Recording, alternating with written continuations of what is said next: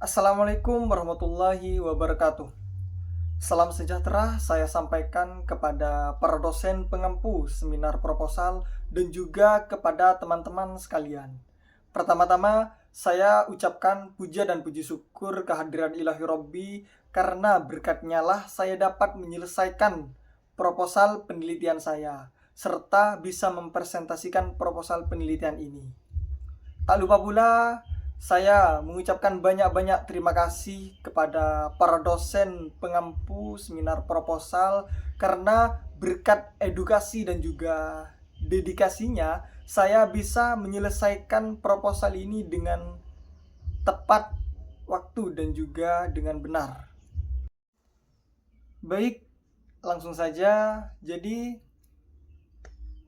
judul proposal penelitian saya yaitu relasi makna sinonim bahasa Madura di wilayah perbatasan dialek Sumeneb dan juga dialek Pamekasan, perspektif semantik.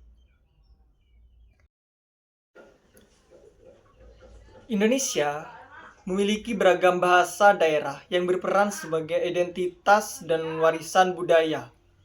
Namun, banyak yang mulai terancam keberadaannya.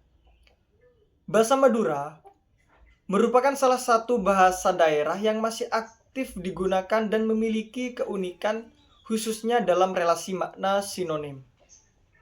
Daerah perbatasan antara dialek Sumeneb dan dialek Pamekasan merupakan kawasan linguistik yang memiliki nilai kajian tinggi, sebab wilayah ini menjadi titik pertemuan antara dua variasi bahasa Madura yang masing-masing memiliki karakteristik tersendiri.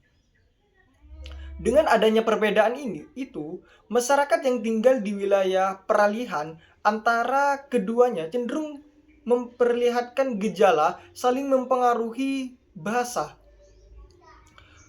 Pengaruh tersebut dapat muncul dalam bentuk campuran fonologis, pergeseran makna kata maupun penggunaan bentuk leksikal dari kedua dialek secara bersamaan. Kondisi ini menciptakan variasi bahasa yang dinamis dan khas karena penutur di daerah perbatasan kerap menyesuaikan cara bicaranya mereka, tergantung pada lawan tutur atau konteks sosial yang dihadapi. Fenomena kontak dialek semacam ini tidak hanya memperkaya khazanah kebahasaan, tetapi juga membuka peluang untuk memahami berbagai proses adaptasi bahasa yang terjadi secara alami dalam masyarakat dui dialek. Pemilihan topik relasi makna sinonim didasarkan pada ketertarikan peneliti waktu semester 4 yang diberi tugas mencari kata sinonim dalam bahasa Madura.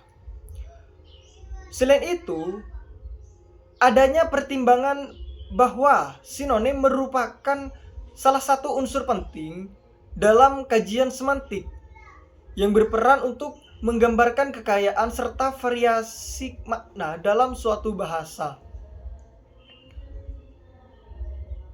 Melalui analisis terhadap hubungan makna sinonim dapat dipahami bagaimana penutur menggunakan berbagai pilihan kata yang memiliki kesamaan atau kemiripan makna sesuai dengan konteks sosial, budaya, maupun geografinya. Selanjutnya, adapun rumusan masalah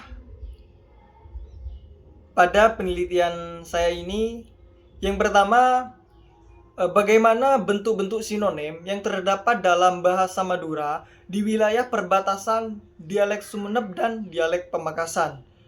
Kemudian rumusan masalah yang kedua itu bagaimanakah konteks penggunaannya. Selanjutnya terkait tujuan penelitian. Tujuan penelitian ini yang pertama mengidentifikasi bentuk-bentuk sinonim yang terdapat dalam bahasa Madura di wilayah perbatasan dialek Sumeneb dan dialek Pamekasan. Kemudian Tujuan penelitian yang kedua yaitu mendeskripsikan konteks penggunaan kata-kata sinonim tersebut dalam komunikasi masyarakat Madura. Manfaat penelitian. Pada penelitian ini ada dua manfaat yang tercantum. Yang pertama, manfaat teoritis, dan yang kedua, manfaat praktis.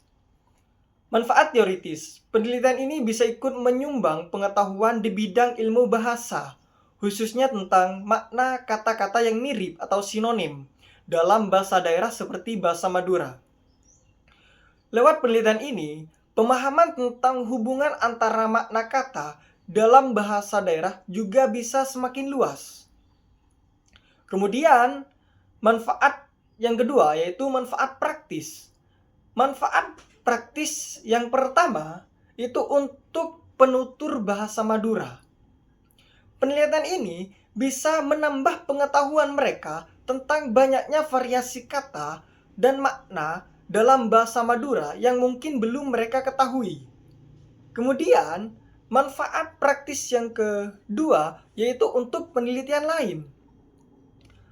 Hasil penelitian ini bisa menjadi bahan awal atau acuan kalau ada yang ingin meneliti topik serupa, baik soal semantik maupun soal bahasa daerah lain. Kemudian, manfaat praktis yang ketiga yaitu untuk mengembangkan materi pembelajaran. Data dan hasil analisis dari penelitian ini bisa digunakan untuk membuat bahan ajar atau materi pembelajaran yang berbasis bahasa daerah, khususnya bahasa Madura. Selanjutnya, ada definisi operasional. Untuk menghindari salah pengertian terhadap istilah-istilah penting dalam penelitian ini, berikut dijelaskan makna dari istilah-istilah yang digunakan. Yang pertama ada sinonim. Sinonim dalam penelitian ini berarti dua kata atau lebih dalam bahasa Madura yang artinya hampir sama, meskipun begitu cara penggunaan kata-kata tersebut bisa berbeda tergantung pada situasi, tempat, atau maksud pembicara. Kemudian yang kedua ada dialek Madura, daerah perbatasan, dan Pamekasan. Yang dimaksud dengan dialek Madura di sini adalah bahasa yang digunakan oleh masyarakat Madura dalam kehidupan sehari-hari, terutama kosakata atau ungkapan yang masih sering digunakan dalam percakapan. Dialek Madura, daerah perbatasan Sumeneb dan Pamekasan ini bisa dipahami sebagai bahasa Madura campuran yang dipakai orang-orang yang tinggal di wilayah peralihan antara dua kabupaten tersebut. Masyarakat di daerah ini setiap hari berinteraksi dengan orang Sumeneb dan orang Pamekasan di pasar, di sekolah, keluarga, dan kegiatan sosial lainnya. Karena sering bergaul, cara bicara mereka itu saling mempengaruhi. Kemudian, yang ketiga ada relasi makna. Relasi makna adalah hubungan antara satu kata dengan kata lainnya. Dalam hal arti, dalam penelitian ini relasi makna difokuskan pada hubungan antara kata yang memiliki kemiripan arti atau sinonim, termasuk perbedaan halus dalam penggunaannya. Kemudian yang keempat ada konteks penggunaan.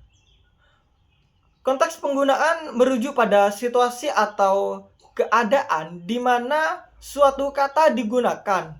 Misalnya, apakah kata tersebut dipakai dalam suatu atau suasana resmi atau santai antara teman sebaya atau dengan orang yang lebih tua, serta dalam situasi budaya tertentu di masyarakat Madura.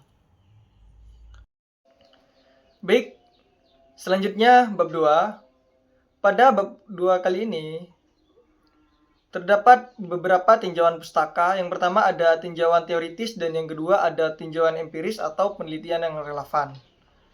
Pertama yaitu tinjauan teoritis. Di tinjauan teoritis ini ada beberapa poin yang terkandung di dalam penelitian ini.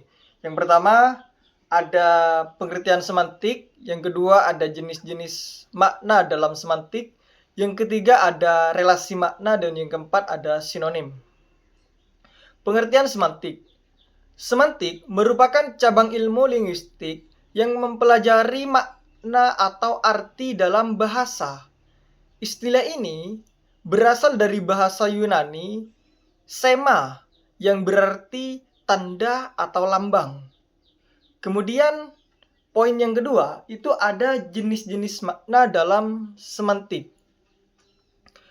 Abdul Khair dalam bukunya 2013 halaman 59 sampai 78 mengemukakan bahwa terdapat jenis atau tipe makna dapat dibedakan berdasarkan beberapa kriteria dan sudut pandang, yaitu berdasarkan jenis makna semantik.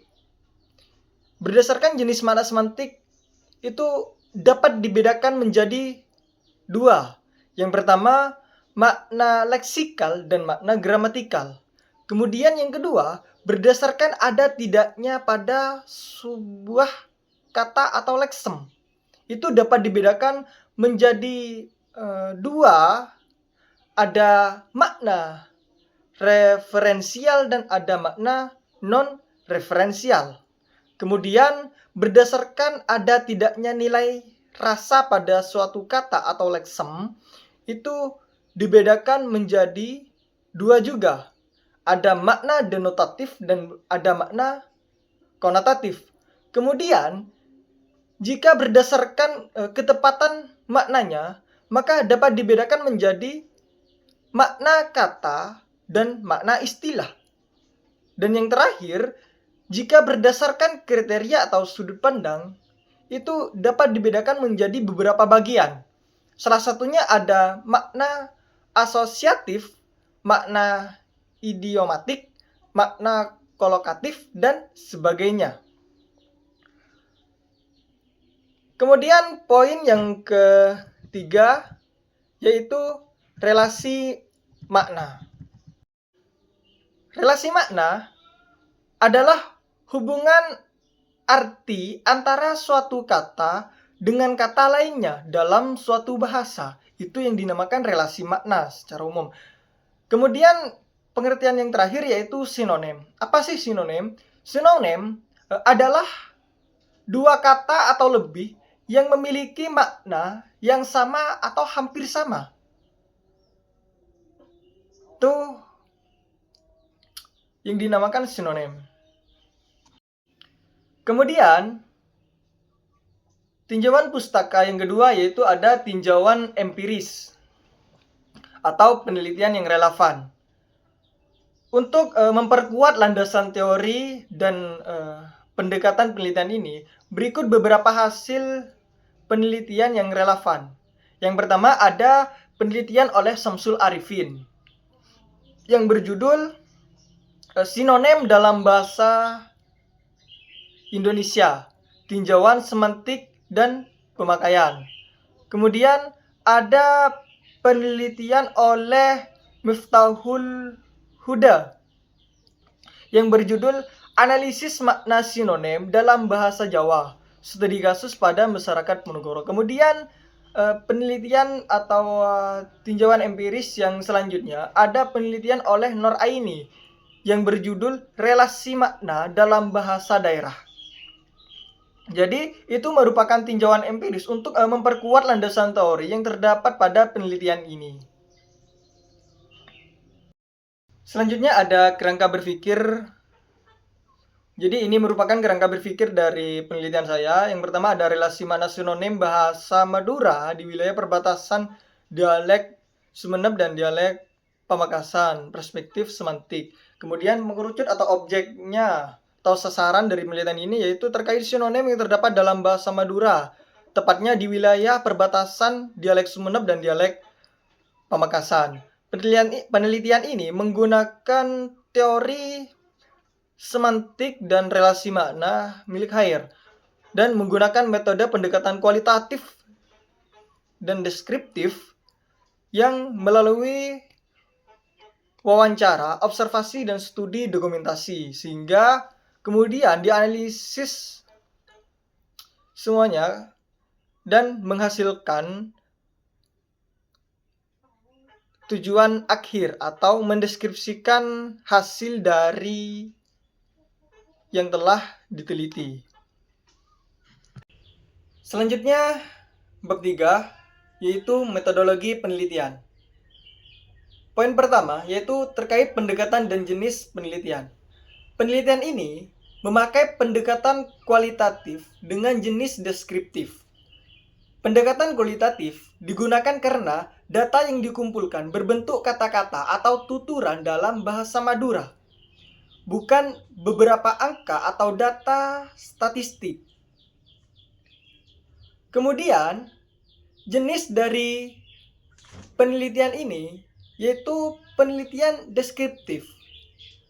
Penelitian deskriptif dipilih karena bertujuan untuk memberikan gambaran yang jelas dan tuturan tentang kata-kata yang bersinonim dalam bahasa Madura, termasuk arti dan cara penggunaannya dalam kehidupan sehari-hari. Kemudian selanjutnya, ada data dan sumber data. Data penelitian ini berupa kata-kata dalam bahasa Madura yang bersinonim, beserta makna dan konteks penggunaannya. Sedangkan sumber datanya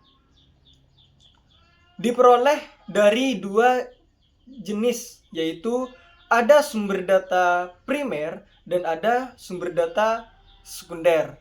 Sumber data primer didapat atau diperoleh dari observasi, dari wawancara, dan lain sebagainya. Sedangkan sumber data sekunder yaitu data yang bersumber dari analisis seseorang atau analisis sebelumnya. Kemudian poin selanjutnya terkait lokasi penelitian atau objek penelitian.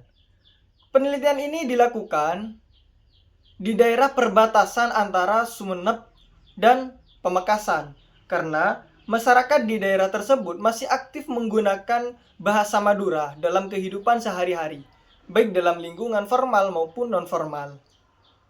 Selanjutnya, metode dan teknik pengumpulan data. Metode dan teknik pengumpulan data dilakukan dengan beberapa teknik, yaitu wawancara, observasi, dan studi dokumentasi. Wawancara adalah bentuk kegiatan pemerolehan informasi dengan cara melakukan proses tanya jawab antara penanya dengan narasumber atau sumber informasi tersebut. Dalam penelitian ini, wawancara dilakukan kepada penutur asli bahasa Madura untuk memperoleh informasi mengenai kosakata yang dianggap memiliki makna yang sama atau mirip, serta bagaimana dan kapan kata-kata tersebut digunakan dalam kehidupan sehari-hari. Kemudian, yang kedua, observasi. Observasi adalah cara menghimpun bahan-bahan keterangan yang dilakukan dengan mengadakan pengamatan dan pencatatan secara sistematis terhadap fenomena-fenomena yang terjadi atau yang dijadikan objek pengamatan. Dalam penelitian ini, observasi digunakan untuk mengamati secara langsung penggunaan kata-kata bersinonim dalam bahasa Madura oleh masyarakat perbatasan antara Sumeneb dan Pamekasan, baik dalam percakapan sehari-hari maupun dalam situasi tertentu. Kemudian, yang ketiga ada studi dokumentasi. Studi dokumentasi adalah cara mengumpulkan data dengan mengumpulkan dan mempelajari berbagai dokumen seperti tulisan, gambar, karya seni, atau dokumen digital lainnya. Dokumen-dokumen ini kemudian dianalisis, dibandingkan, dan disusun menjadi satu kesimpulan yang teratur dan menyeluruh. Dalam penelitian ini, Metode dokumentasi digunakan untuk meneliti teks-teks dalam bahasa Madura seperti cerita rakyat, kamus, dan lain sebagainya. Dengan cara ini, peneliti bisa menemukan pengelompokan dan memahami arti kata-kata tersebut sesuai dengan cara penggunaan dalam teks tersebut. Kemudian selanjutnya yaitu metode dan teknik analisis data. Data yang telah dikumpulkan dianalisis menggunakan teknik analisis deskriptif kualitatif. Langkah-langkahnya antara lain yang pertama, mengklasifikasi data sinonim yang ditemukan. Kemudian yang kedua, menganalisis hubungan antara kata atau makna kata. Kemudian selanjutnya, menjelaskan konteks sosial atau budaya penggunaan sinonim tersebut, sehingga menarik kesimpulan mengenai relasi makna dan fungsi penggunaannya. Kemudian yang terakhir, yaitu pengecekan keabsahan data. Untuk memastikan keabsahan data, digunakan teknik triangulasi sumber, yaitu membandingkan dan menguji data yang diperoleh dari wawancara, observasi, dan dokumentasi. Dengan triangulasi, validasi data bisa dijaga, sehingga hasil penelitian lebih akurat dan dapat dipertanggungjawabkan. Triangulasi adalah teknik pemeriksaan data atau pemeriksaan keabsahan data yang memanfaatkan sesuatu yang lain di luar data itu untuk keperluan pengecekan atau sebagai perbandingan terhadap data tersebut, sehingga keabsahan data tersebut bisa dipertanggungjawabkan oleh peneliti. Ya, mungkin hanya itu presentasi dari saya. Kurang lebihnya mohon maaf. Wallahul muwaffiq ila aqwamit thoriq. Assalamualaikum warahmatullahi wabarakatuh.